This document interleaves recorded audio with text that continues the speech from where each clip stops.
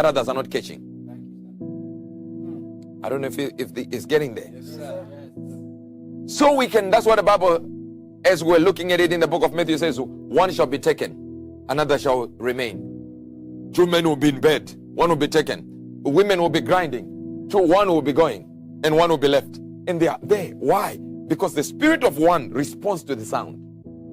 As a deer panteth for the waters, my soul panteth after thee. The deep calleth unto the deep. In other words, my deep is to respond to a deep. It's a sound that only my spirit can catch. So some will never catch that spirit. Right. You never. And notice here, it says when the last trumpet shall sound. Now it says the last trumpet. That means you should have heard the second last before this last one. Yes. Yet you never heard it. Now if you never heard it, and in that service, I was standing there, then I called another lady at the back. And I said, you're going to have, your 2 children are coming back. A boy and a girl. Yes. Your prayer is done. That's right. And I said, you see, I'm standing here. 2 children, right? Yes. You met your husband online when we're doing live. Yes. How do I have that information inside a church? The lady is in the middle row. In fact, the last row. Yes.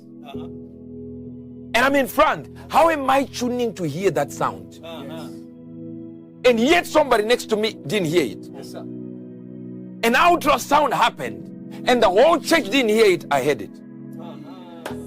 Now imagine during the rapture what shall take place.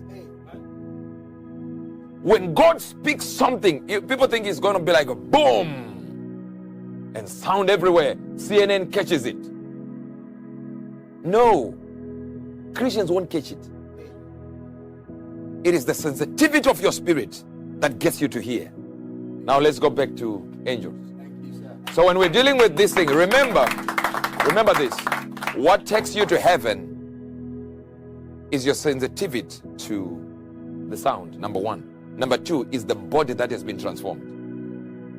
And Jesus produced that body, but for that body to be produced in you so that it takes over your flesh, it needs something that we call constructive interference. Constructive interference is when a sound wave of the same magnitude collides with another sound wave of the same magnitude. It changes the level of this magnitude and goes to another level of a magnitude. That means it changes its properties to become another wave, which is bigger than this one. So now this is your flesh. You hear a sound and you are vibrating your